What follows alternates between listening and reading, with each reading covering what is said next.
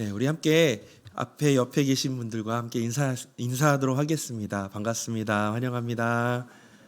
네, 반갑습니다. 환영합니다. 네. 날마다 새로운 것들이 넘쳐나는 분당 다음교회 수요예배 오신 여러분 환영합니다. 네, 저희가 처음이라는 건 참 떨리고 때로는 이렇게 기대하는 마음이 많은 것 같습니다. 오늘 이제 처음으로 우리 전도사님께서 찬양 인도도 해주시고 저도 이제 처음으로 이제 우리 분당 다음교회 첫 수요예배 설교를 하게 되었는데요. 첫 이 수요예배 설교를 준비하면서 제가 목사님께 이렇게 여쭤봤습니다.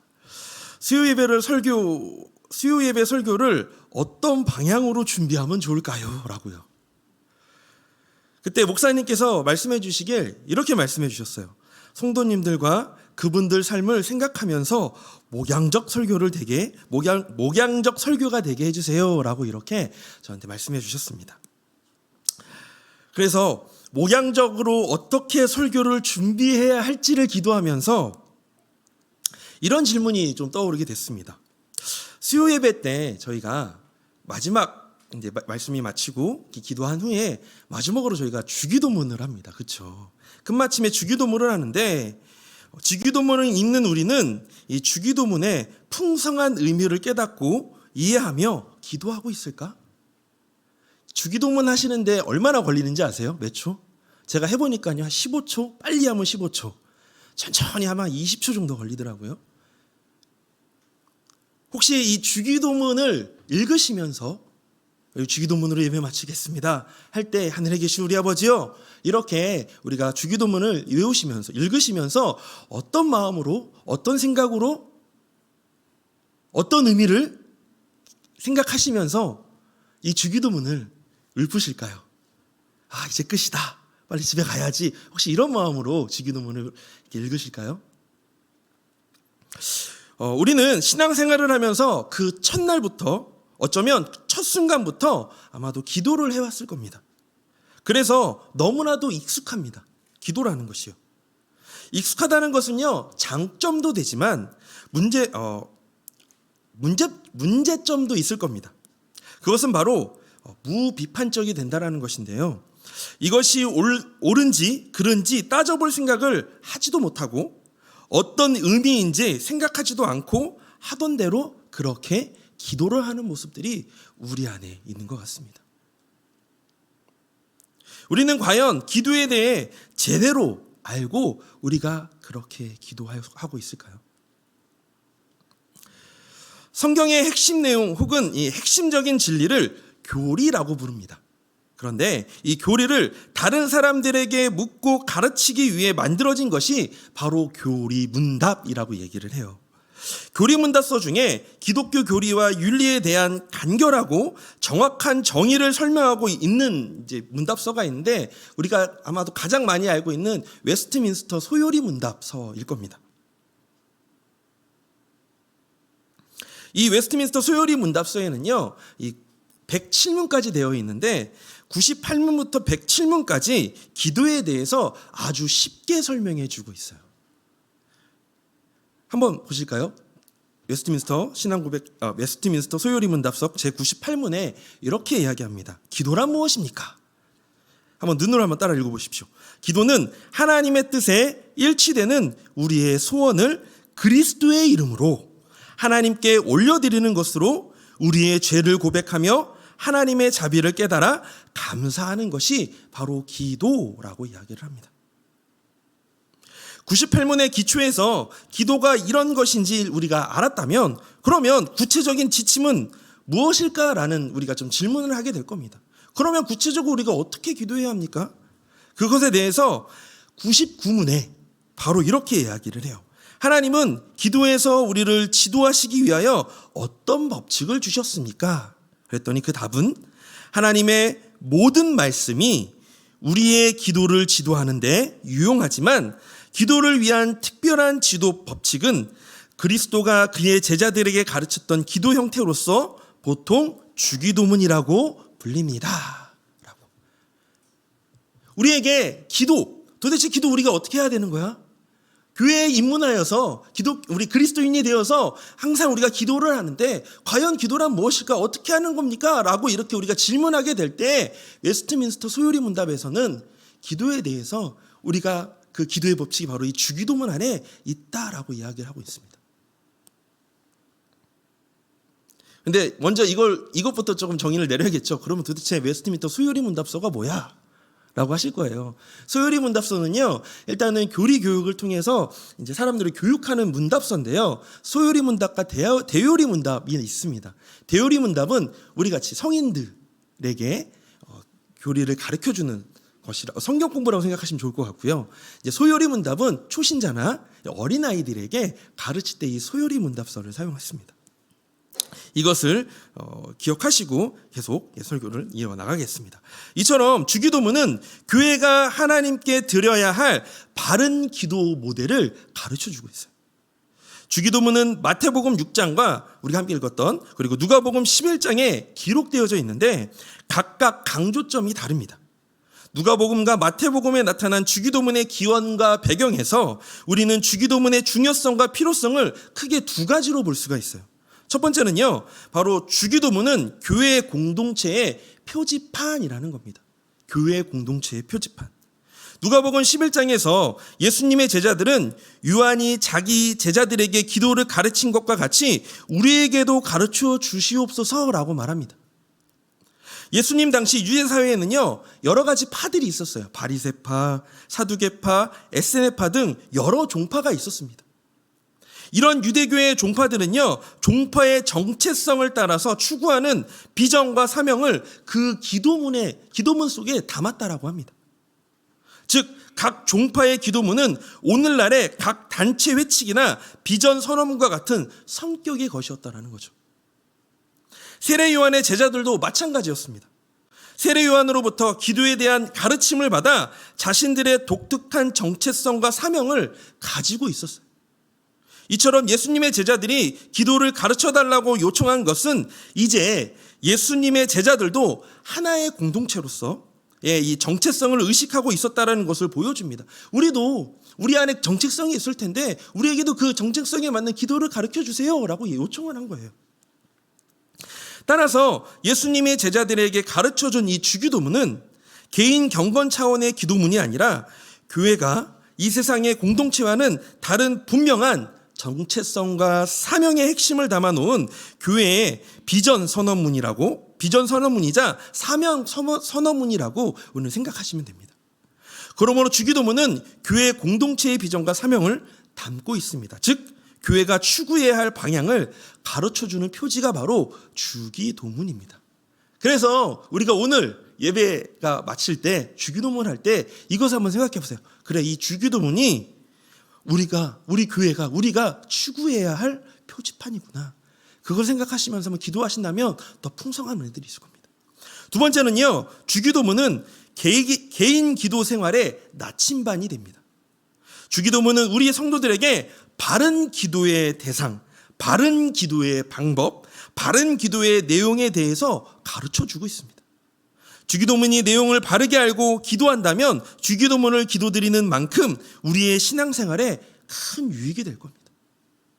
이 두 가지를 기억해 주세요. 교회가 추구해야 할 것들을 알려주는 표지판, 나머지 한 가지는 우리가 바르게 기도해 줄 수 있도록 인도해 주는 생활의 나침반이다.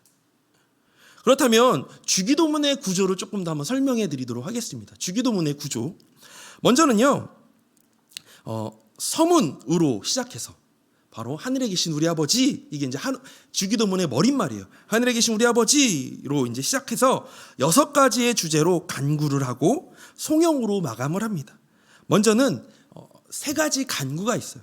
하나님의 이름을, 그리고 하나님의 나라를, 하나님의 뜻을. 그 다음 우리의 필요에 대해서 하나님 앞에 간구합니다. 우리의 양식을, 우리의 죄 용서를 위해서, 그리고 우리가 시험에 들지 않게 하기 위한. 마지막으로 주기도문은 다 끝난 다음에 나라와 권세와 영광이 아버지께 영원히 있사옵나이다 라는 송영으로 마치게 되어집니다. 이것이 바로 우리가 외우고 있는 바로 그 주기도문의 구조입니다.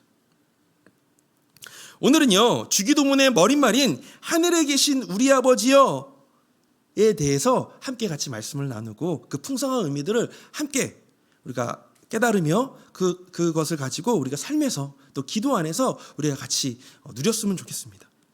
먼저 웨스트민스터 소요리문답 100문에 주기도문의 머릿말은 우리에게 무엇을 가르쳐 주는지를 이야기하고 있어요. 자, 보세요. 하늘에 계신 우리 아버지여 라는 주기도문의 서문은 자녀들이 아버지에게 가듯이 모든 거룩한 경외와 자신감으로 우리를 도울 수 있고 가까이 도우시려는 하나님께 가까이 다가갈 것을 우리에게 가르칩니다.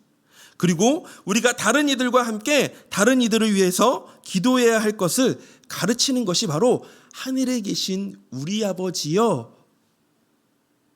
내용이랍니다.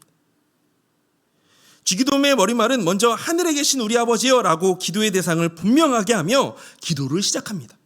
이것은 예수 그리스도께서 하신 일, 즉 십자가의 공로에 의지해서 기도하게 하는 것인데요.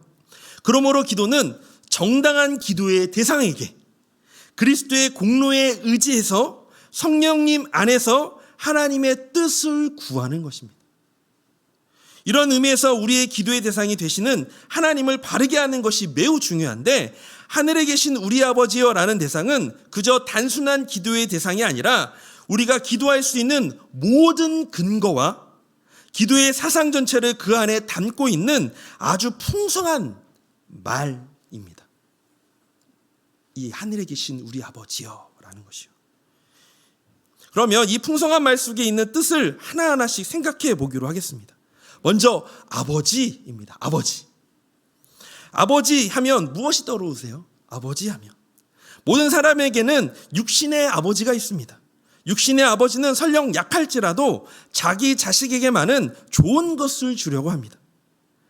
이들이 어려움에 처했을 때 그 어려움을 해결해 주는 사람은 바로 아버지입니다. 어린 자녀들에게 아버지는 모든 것이 가능한 적는 자로 여겨지는 것 같습니다. 저희 집에 두 딸 아이가 있어요. 10살 딸과 7살 딸 아이가 있습니다. 성향은 거의 비슷합니다. 조금 다른데요. 항상 제가 집에 가면 바로 이야기하는 것이 뭐냐면 아빠, 뭐든지 아빠를 부릅니다. 뭘 찾아도 아빠를 부르고요. 무엇을 해달라고 해도 무조건 아빠를 부릅니다. 왜냐하면 아빠를 부르면 모든 것들을 찾아주고 모든 것들을 해줄 수 있기 때문에. 그러면서 장난감 하나가 고장이 났어요. 그런데 장난감을 딱 고쳐주니까 뭐라고 얘기하면 역시 아빠는 대단해. 뭐든지 할 수 있어. 이렇게 표현을 하더라고요.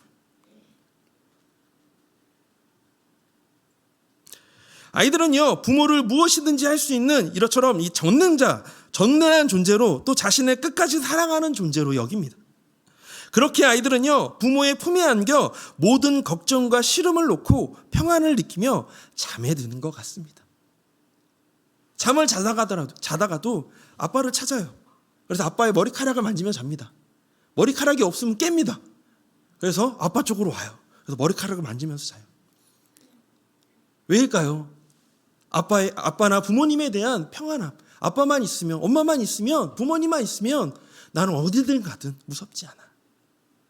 이런 마음이 우리 자녀들 안에 딱 마음 안에 깊이 새겨 있기 때문에 그렇게 아빠를 찾잖아요. 어디를 가든.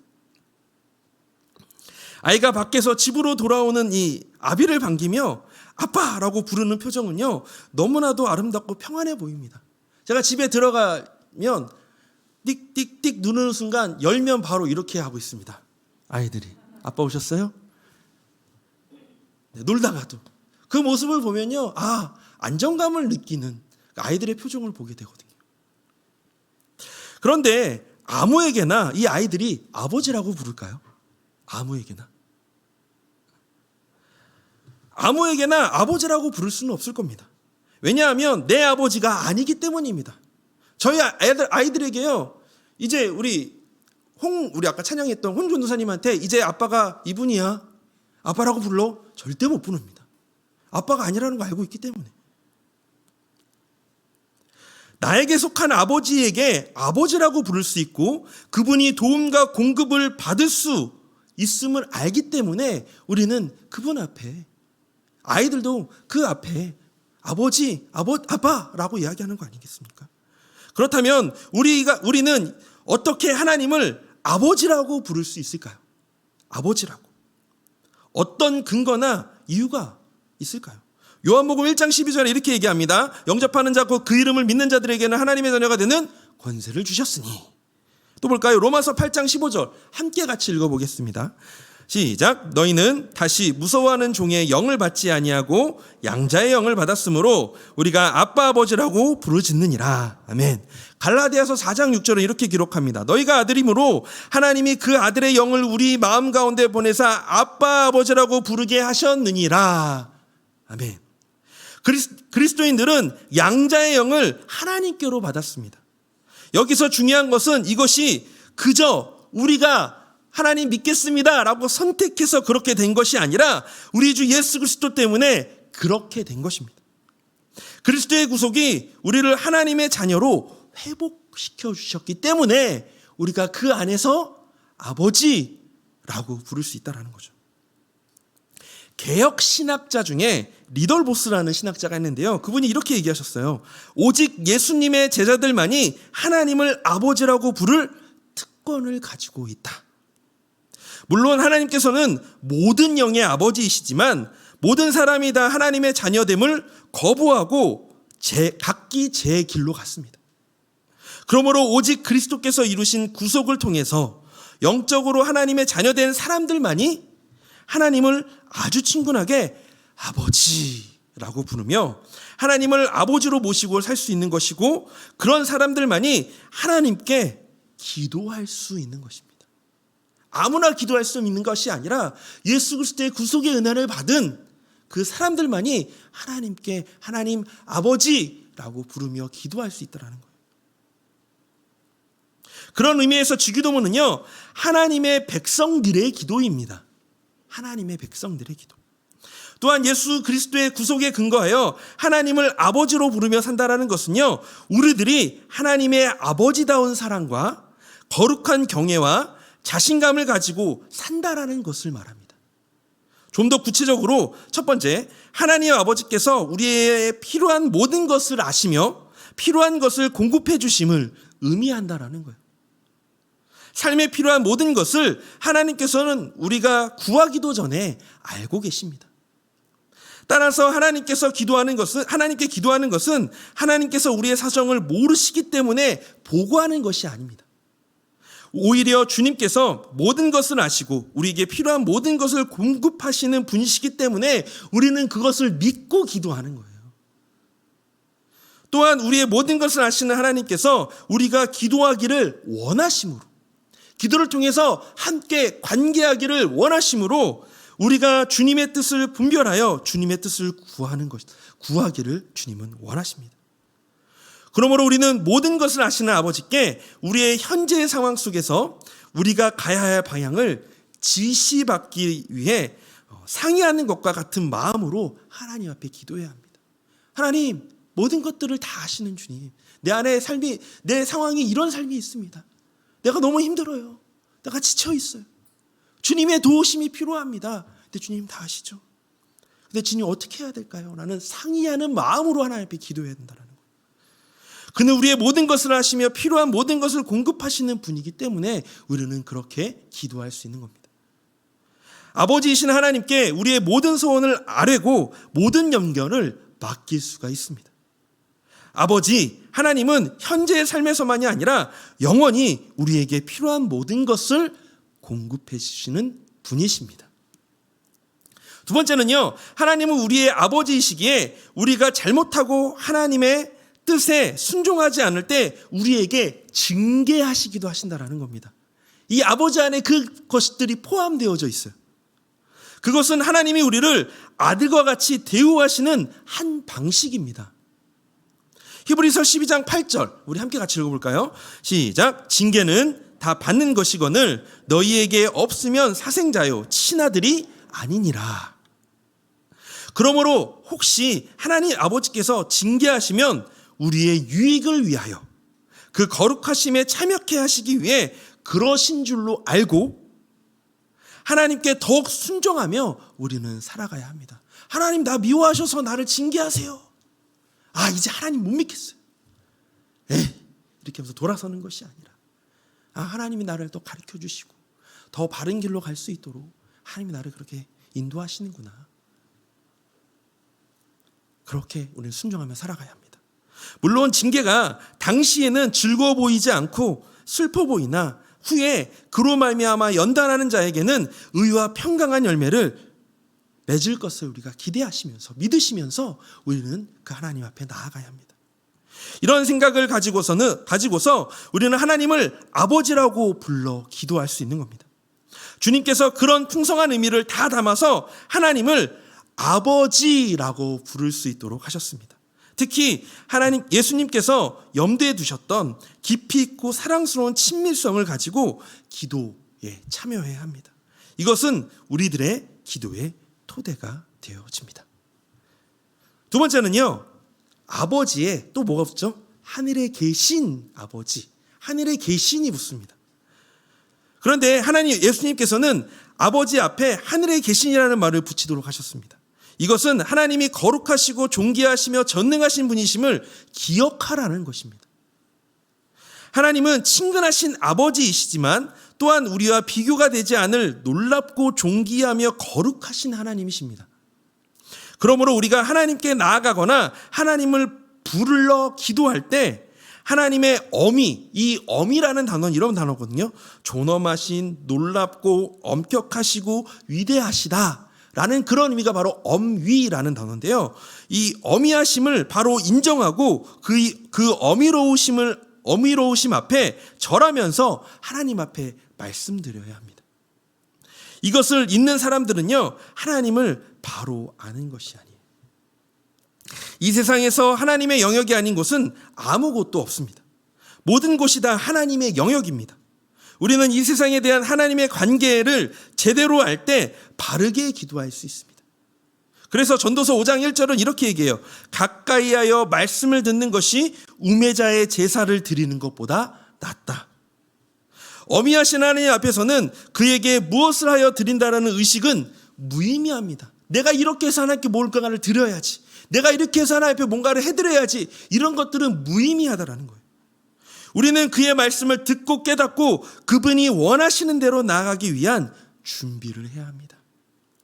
그러므로 이 가까이하여 말씀을 들어야 합니다. 우리의 귀와 마음이 하나님께 향해야 해요. 또한 전도서 5장 2절은 이렇게 얘기합니다. 하나님 앞에서 함부로 입을 열지 말며 급한 마음으로 말을 내지 말라라고 합니다. 즉 하나님 앞에서는 우리의 입과 혀와 깨닫지 못한 마음으로 하는 말은 무의미하다라는 거예요. 중언부언하는 거.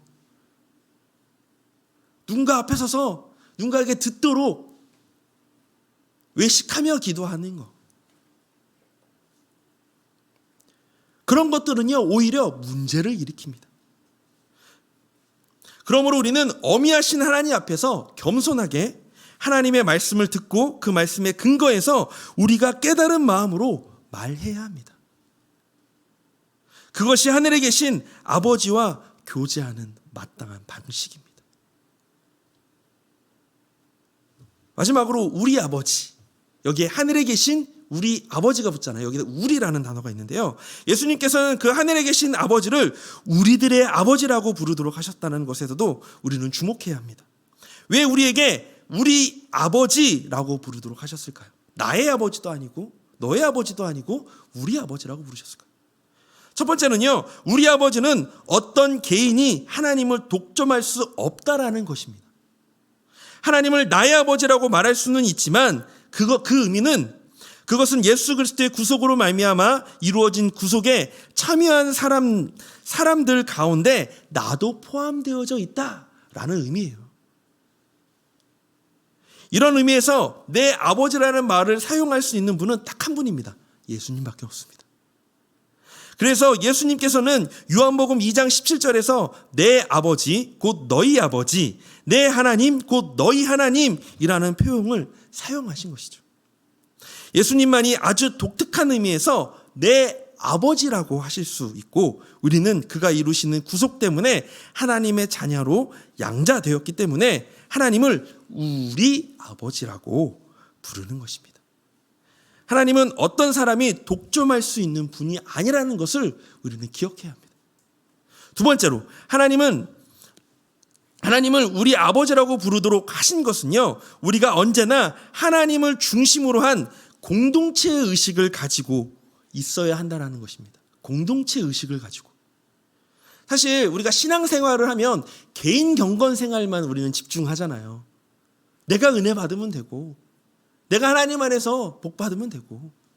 사실 이런 베이스들이 사실 오늘날 우리 한국교회 안에 너무나도 많이 깔려져 있는 상황인데, 그런 의미가 아니라 공동체 의식을 가지고 기도해야 한다는 의미입니다. 라는 것을 우리는 기억해야 합니다. 주님께서 가르치시는 기도는요, 공동체적인 기도입니다. 어떤 공동체일까요? 예수 그리스도와 독특한 관계성을 지닌 공동체. 그리스도의 구속에 근거한 공동체인 이 기독교 공동체를 말합니다. 하나님을 우리 아버지라고 부르는 사람이 하나님 나라의 공동체 의식이 없으면 안 됩니다. 우리는 항상 하나님을 중심으로 하는 공동체, 하나님을 아버지로 모시는 공동체입니다. 그러므로 하나님과 함께하는 공동체의 일원으로서 함께 하나님께서 주신 사명을 이루어가는 사람들이라는 의식을 가지며 우리는 기도해야 한다는 거예요. 그래서 소율의 문답 아까 읽었던 백문에서 주기도문의 마지막에 이렇게 얘기하거든요. 우리가 다른 이들과 함께 다른 이들을 위해서 기도해야 할 것을 가르친다. 그러므로 하나님을 우리 아버지라고 부르는 사람들은 개인의 삶에 있어서도 교회에 속한 사람으로서의 분명한 의식을 가지고 살아가야 합니다. 비록 각자의 삶 속에서 다른 일을 하고 있는 상황 속에서도 우리는 공동으로 하나님께서 이루시려고 하는 것들을 같이 이루어 나가는 사람으로서 그렇게 더불어 살아가야 한다는 거예요. 말씀을 마무리합니다. 우리들은 우리의 기도의 대상이 누구신지를 주기도문의 머릿말인 하늘에 계신 우리 아버지여에 대해 우리가 함께 같이 보면서 생각해 보았습니다. 오늘 함께 나눴던 말씀을 되새기며 주기도문의 머릿말에 대한 대요리 문답은 성인을 위한 문답이라고 했잖아요. 그런데 이 성인들의 성인을 위한 이 문답에 조금 더 구체적으로 나와져 있거든요. 189문의 설명을 보면 이렇게 나와 있어요. 주기도문의 머릿말은 우리에게 무엇을 가르쳐 줍니까? 먼저 우리 아버지여 하늘에 계신이라는 한 주기도문의 머릿말은 우리가 기도할 때 하나님께 가까이 다가가야 함을 가르칩니다. 그분의 아버지로서의 선하심을 믿는 것과 그것에 대한 우리의 관심을 가지고 경외심과 다른 모든 아이 같은 성향과 거룩한 애정과 그의 주권적 능력과 위엄과 자비로운 낮아지심에 대한 바른 이해를 가지고 다가가야 한다는 것을 가르쳐 줍니다. 또 우리가 다른 사람들과 함께 기도하고 또한 다른 사람들을 위하여 기도해야 함을 가르쳐 줍니다. 그래서 이것을 다시 한 번 더 요약해서 말씀드리자면, 정리해서 말씀을 이겁니다. 하나님은 신이신데 그의 피조물 더러 자신을 아버지라고 부르신 것을 허락하실 만큼 우리를 사랑하신다라는 것. 두 번째는 그분의 사랑은 세심하셔서 육체뿐만이 아니라 영혼까지도 하나님의 보호 가운데 있다라는 것. 주님은 이런 사실을 주기도문을 통해 가르치시며 자칫 우리가 교만하지 않고 겸손히 하나님께 구하도록 하신다라는 겁니다. 이처럼 기도할 때마다 우리의 기도의 대상이 되시는 하나님에 대한 바른 생각이 우리를 가득 채우도록 해야 할 것이며, 하나님에 대한 바른 이해와 생각으로 우리의 기도가 그리고 우리의 삶이 더욱 풍성해지기를 소망합니다. 그래서 오늘도 우리 아빠 아버지 되시는 하늘에 계신 우리 아버지를 부르며 말씀을 의지하며 기도할 수 있는 것 아닐까요? 우리 이 찬양 아시죠? 괴로울 때 주님의 얼굴을 보라. 우리가 괴로울 때 주님의 이름을 부를 수 있는 것, 힘이 없고 연약할 때 아버지 하나님을 부르며 간절히 부르짖을 수 있는 것은 우리가 하나님의 자녀이기 때문입니다. 하나님 우리를 그렇게 구속하셨고 그렇게 사명을 주셨기 때문에 우리가 그 찬양을 부르며 하나님 앞에 간절히 기도하고 나아갈 수 있는 것 아닐까요? 우리 전능하신 능력의 하나님께서 우리의 아빠 아버지 되시기 때문에 우리가 그분을 의지하며 오늘도 기도할 수 있는 것 같습니다. 그래서 우리가 이 찬양 함께 같이 부르시면서 기도했으면 좋겠습니다. 함께 같이 찬양할까요?